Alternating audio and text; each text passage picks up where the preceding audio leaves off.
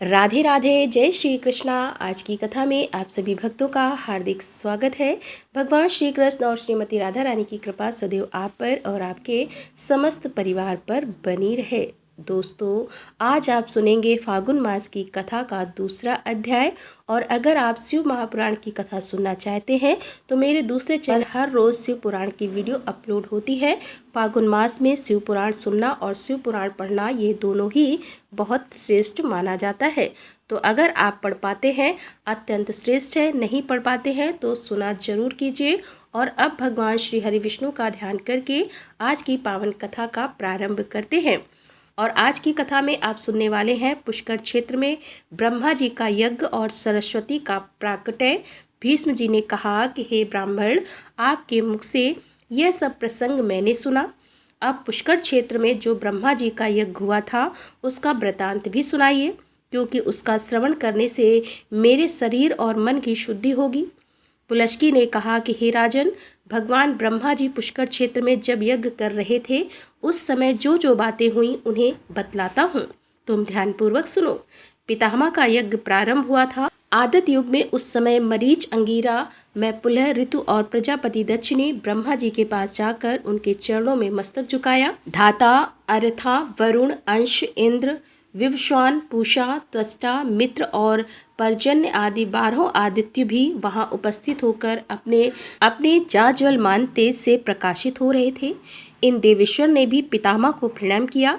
मृग, व्यास, शर्व, महायशस्वी, निर्वती, अजक, पाद, अहिर, बुधन्य, पिनाकी, अपराजिता, विशेश्वर, भव, कपर्दी, स्थानु और भगवान भग, यह 11 रुद्र भी उस यज्ञ में उपस्थित थे।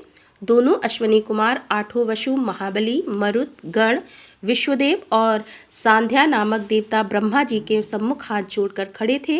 शेष जी के वंशज वाष्की आदि बड़े बड़े नाग भी विद्यमान थे। तार्थ, अरिष्ट, नेमी, महाबली, गरुण, वारुणी तथा आरुण यह सभी विंता कुमार वहां पधारे थे। लोक पालक भगवान श्री नारायण ने वहां स्वयं पदार्पण किया और समस्त महर्षियों के साथ लोक गुरु ब्रह्मा जी से कहा कि हे जगतपते, तुम्हारे ही द्वारा इस संपूर्ण सार का विस्तार हुआ है, तुम ही ने इसकी सृष्टि की है, इसीलिए तुम संपूर्ण लोकों के ईश्वर हो। यहाँ हम लोगों के करने योग्य जो तुम्हारे महान कार्य हो उसे करने की हमें आज्ञा दो। देव ऋषियों के साथ भगवान श्री विष्णु ने ऐसा कहकर देवेश्वर ब्रह्मा जी को नमस्कार किया। ब्रह्मा जी वहां स्थित होकर संपूर्ण दिशाओं को अपने तेज से प्रकाशित कर रहे थे तथा भगवान श्री विष्णु श्री वत्स चिन्ह से सुशोभित एवं सुंदर स्वर्णमय यज्ञ से देदीप्यमान हो रहे थे। उनका एक एक रोम परम पवित्र है, वे सर्व समर्थ है। उनका वक्ष स्थल विशाल तथा श्री विग्रह संपूर्ण तेजों का पुंज जान पड़ता है। देवताओं और ऋषियों ने उनकी इस प्रकार स्तुति की, जो पुण्य आत्माओं को उत्तम गति और पापियों को दुर्गति प्रदान करने वाले हैं।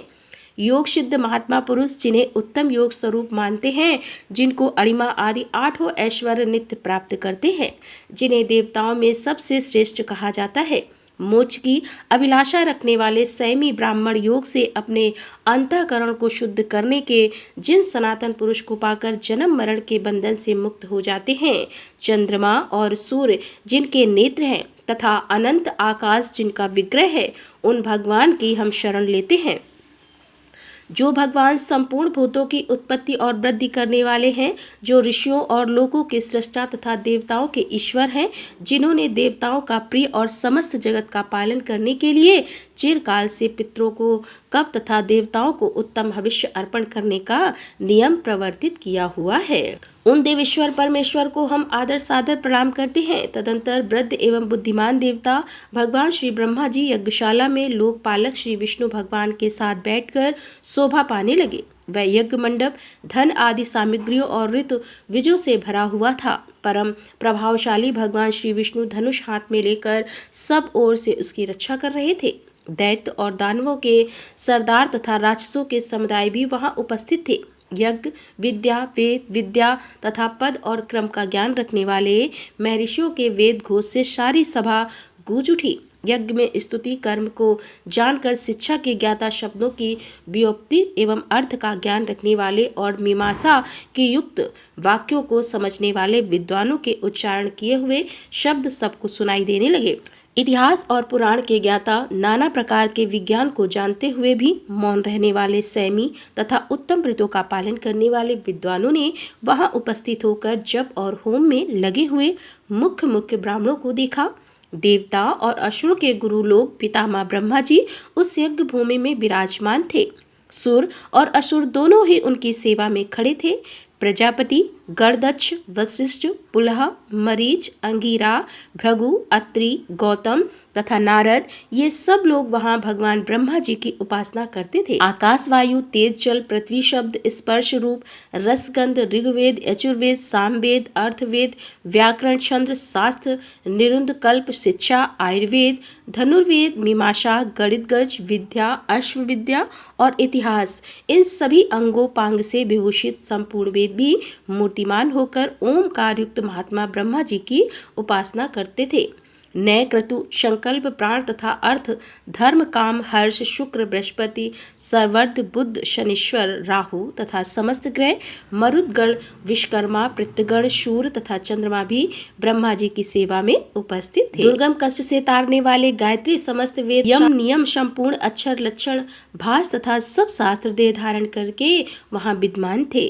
क्षण, लप, मुहूर्त, दिन, रात्रि, पक्षमास और संपूर्ण ऋतुएं अर्थात इनके देवता महात्मा ब्रह्मा जी की उपासना करते थे। इनके सिवा अन्य श्रेष्ठ देवियां जैसे कि हरिम, कीर्ति, धुति, प्रभा, घृति, क्षमा, भूति, नीति, विद्या, मति, श्रुति, स्मृति, कांति, शांति, पुष्टि, क्रिया, नाच गान में कुशल समस्त दिव्य अवसराएं तथा संपूर्ण देव माताएं भी ब्रह्मा जी की सेवा में उपस्थित थीं। विप्रचिति, शिवी, शंकुत, केतु, मान, प्रहलाद, बलि, कुंभ और सहादत, वृष, परवा, नमु, शबर, इंद्र, तापन, वातापी, केशी, राहु और वृत्तीय तथा और भी बहुत से दानव जिन्हें अपने बल पर गर्व था, ब्रह्मा जी की उपासना करते हुए इस प्रकार बोले। दानवों ने कहा कि हे भगवान, आपने ही हम लोगों की सृष्टि की है, हमें 3 लोकों का राज्य दिया है तथा देवताओं से भी अधिक बलवान बनाया है। हे पितामह, आपके इस यज्ञ में हम लोग कौन सा कार्य करें? हम स्वयं ही कर्तव्य का निर्णय करने में समर्थ हैं।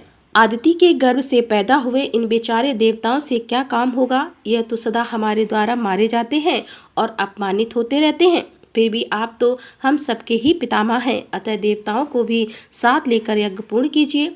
यज्ञ समाप्त होने पर राज्य लक्ष्मी के विषय पर हमारा देवताओं के साथ फिर विरोध होगा, इसमें तनिक भी संदेह नहीं है। किंतु इस समय हम चुपचाप इस यज्ञ को देखेंगे, देवताओं के साथ युद्ध नहीं करेंगे। पुलस्त्य महायशस्वी भगवान श्री विष्णु जी ने कहा कि भगवान श्री विष्णु बोले कि हे प्रभु, पितामह के यज्ञ में प्रधान प्रधान दानव आए हैं, ब्रह्मा जी ने इनको भी इस यज्ञ में आमंत्रित किया है। यह सब लोग यहाँ इसमें विघ्न डालने का प्रयत्न कर रहे हैं, परंतु जब तक यज्ञ समाप्त ना हो जाए तब तक हम लोगों को इन्हें क्षमा करना चाहिए। इस यज्ञ के समाप्त हो जाने पर देवताओं को दानवों के साथ युद्ध करना ही होगा। उस समय आपको ऐसा करना चाहिए जिससे पृथ्वी से दानवों का नामो निशान मिट जाए। आपको मेरे साथ रहकर इंद्र की विजय के लिए प्रयत्न करना उचित है। इन दानवों का धन देकर राहगीरों, ब्राह्मणों तथा दुखी मनुष्य में बांट दो। भगवान श्री विष्णु जी की यह बात सुनकर ब्रह्मा जी ने कहा कि हे भगवान, आपकी बात सुनकर यह दानव कुपित हो सकते हैं, किंतु इस समय क्रोध दिलाना आपको भी अष्ट न होगा। अतः रुद्र एवं अन्य देवताओं के साथ आपको क्षमा करना चाहिए। सतयुग के अंत में जब यह यज्ञ समाप्त हो जाएगा, उस समय मैं आप लोगों को तथा इन दानवों को विदा कर दूंगा। उसी समय आप लोग छंद या विग्रह जो उचित होगा कीजिएगा। पुलस्त्य जी कहते हैं कि तदंतर भगवान ब्रह्मा जी ने पुनः उन दानवों से कहा कि तुम्हें देवताओं के साथ किसी भी प्रकार से विरोध नहीं करना चाहिए। इस समय तुम सब लोग परस्पर मित्र भाव से रहकर मेरा कार्य संपन्न करो। दानवों ने कहा कि पितामह, आपके प्रत्येक आदेश का हम लोग पालन करेंगे। देवता हमारे छोटे भाई हैं, अतः उन्हें हमारी ओर से कोई भय नहीं है।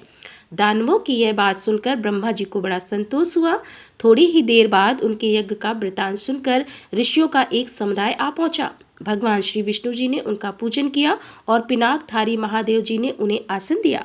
तथा ब्रह्मा जी की आज्ञा से वशिष्ठ जी ने उन सबको अर्घ्य निवेदित करके उनका कुशल क्षेम पूछा और पुष्कर क्षेत्र में उन्हें निवास स्थान देकर कहा कि आप लोग आराम से यहीं रहें। तत्पश्चात जटा और मृग चर्म धारण करने वाले वे समस्त ऋषि ब्रह्मा जी की आज्ञा से यज्ञ सभा को सुशोभित करने में लगे हैं।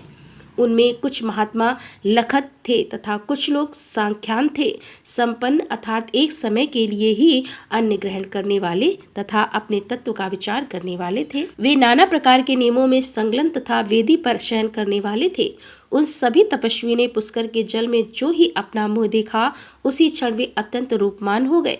फिर एक दूसरे की ओर देखकर सोचने लगे कि ये कैसी बात है, इस तीर्थ में मुंह का प्रतिबिंब देखने से सबका सुंदर रूप हो गया है। ऐसा विचार कर तपस्वियों ने उसका नाम मुख दर्शन तीर्थ रखा। तत्पश्चात वे नहाकर अपने अपने नियमों में लग गए। उनके गुणों की कहीं उपमा नहीं की थी। नरश्रेष्ठ वे सभी वनवासी मुनि वहां रहकर अत्यंत शोभा पाने लगे। उन्होंने अग्निहोत्र करके नाना प्रकार की क्रियाएं संपन्न की। तपस्या से उनके पाप भस्म हो चुके थे। वे सोचने लगे कि यह सरोवर सबसे श्रेष्ठ है। ऐसा विचार करके उन द्विज जियों ने उस सरोवर का श्रेष्ठ नाम पुष्कर रखा। तदंतर ब्राह्मणों को दान के रूप में नाना प्रकार के पात्र देने के पश्चात वे सभी द्विज वहां प्राची सरस्वती का नाम सुनकर उसमें स्नान करने की इच्छा से गए। तीर्थों में श्रेष्ठ सरस्वती के तट पर बहुत से दिन निवास करते थे। नाना प्रकार के वृक्ष उस स्थान की शोभा बढ़ा रहे थे। वह तीर्थ सभी प्राणियों को मनोहर जान पड़ता था। अनेकों ऋषि मुनि उसका सेवन करते थे। उन ऋषियों में कोई वायु पीकर रहने वाले थे और कोई जल पीकर, कुछ लोग फलाहारी थे और कुछ केवल पत्ते चबाकर ही रहने वाले थे। सरस्वती के तट पर महर्षियों के स्वाध्याय का शब्द गूंजता रहता था। मृगों के सैकड़ों झुंड वहां विचरा करते थे। अहिंसक तथा धर्मपरायण महात्माओं से उस तीर्थ की अधिक शोभा हो रही थी। पुष्कर तीर्थ में सरस्वती नदी, सुप्रभा, कांचना, प्राचीनंदा और विशाला नाम से प्रसिद्ध 5 धाराओं से में प्रभावित होती थी। भूतल पर कमन बराजी को सभाएं उनके विस्तृत यज्ञ मंडप में जब दुजाजियों का शुभागमन हो गया, देवता लोग पुण्य वाचन करने लगे तथा नाना प्रकार के नियमों का पालन करते हुए जब ये कार्य संपादन में लग गए और पितामह जी बाजी पल की दीक्षा से चुके थे, उस समय संपूर्ण भोगों की समृद्धि से युक्त यज्ञ के द्वारा भगवान का यजन आरंभ हुआ। हे राजेंद्र, उस यज्ञ में दुजाजियों के पास उनकी मनचाही वस्तुएं अपने आप ही उपस्थित हो जाती थी। धर्म और अर्थ के साधन में प्रवीण पुरुष भी स्मरण करते ही वहां आ जाते थे। देव गंधर्व गान करने लगे, अप्सराएं नाचने लगी, दिव्य बाजे बज उठे। उस यज्ञ की समृद्धि से देवता भी संतुष्ट हो गए। मनुष्यों को तो वहां का वैभव देखकर बड़ा ही विस्मय हुआ। पुष्कर तीर्थ में जब इस प्रकार ब्रह्मा जी का यज्ञ होने लगा, उस समय ऋषियों ने संतुष्ट होकर सरस्वती का सुप्रभा नाम से आवाहन किया। पिता का सम्मान करती हुई वेगशालिनी सरस्वती नदी को उपस्थित देखकर मुनियों को बड़ी ही प्रसन्नता हुई। इस प्रकार नदियों में श्रेष्ठ सरस्वती ब्रह्मा जी की सेवा में तथा मनीषी मुनियों की प्रसन्नता के लिए ही पुष्कर तीर्थ में प्रकट हुई थी। जो मनुष्य सरस्वती के उत्तर तट पर अपने शरीर का परित्याग करता है तथा प्राचीन सरस्वती के तट पर जप करता है, वह पुनः जन्म मृत्यु को नहीं प्राप्त होता। सरस्वती के जल में डुबकी लगाने वाले को अश्वमेघ यज्ञ का पूरा फल मिलता है। जो वहाँ नियम और उपवास के द्वारा अपने शरीर को सुख्यात है, केवल जल या वायु पीकर अथवा पत्ते चबाकर तपस्या करता है, वेदी पर सोता है तथा यम और नियमों का पृथक पृथक पालन करता है, वह शुद्ध होकर ब्रह्मा जी के परम पद को प्राप्त होता है। जिन्होंने सरस्वती तीर्थ में तिल भर भी स्वर्ण का दान किया, उनका वह दान मेरु पर्वत के दान के समान फल देने वाला होता है। यह बात पूर्व काल में स्वयं प्रजापति ब्रह्मा जी ने कही थी। जो मनुष्य उस तीर्थ में श्राद्ध करेंगे, वे अपने कुल की 21 पीढ़ियों के साथ स्वर्गलोक में जाएंगे। वह तीर्थ पितरों को भी बहुत प्रिय है और वहाँ एक ही पिंड देने से उन्हें पूर्ण तृप्ति हो जाती है। वे पुष्कर तीर्थ द्वारा उद्धार पाकर ब्रह्मलोक में पधारते हैं। उन्हें फिर अन्न भोगने की इच्छा नहीं होती, वे मोक्ष मार्ग से चले जाते हैं। अब मैं सरस्वती नदी जिस प्रकार पूर्ववाहिनी हुई वह प्रसंग बताता हूँ, सुनो। राधे राधे, जय श्री कृष्णा। आज की कथा का यहीं पर समापन करती हूँ। इसके आगे का वृतांत आप कल की कथा में सुनेंगे। उम्मीद करती हूँ कि आज की कथा आपको जरूर पसंद आई होगी। तो अगर अच्छी लगी हो तो वीडियो को लाइक जरूर कीजिए और अगर संभव हो तो वीडियो को ज़्यादा से ज़्यादा शेयर कीजिए और कमेंट बॉक्स में राधे राधे लिखना बिल्कुल मत भूलिए। दोस्तों मिलते हैं इसके आगे की कथा लेकर। तब तक के लिए राधे राधे, जय श्री कृष्णा, हर हर महादेव, जय भोलेनाथ की।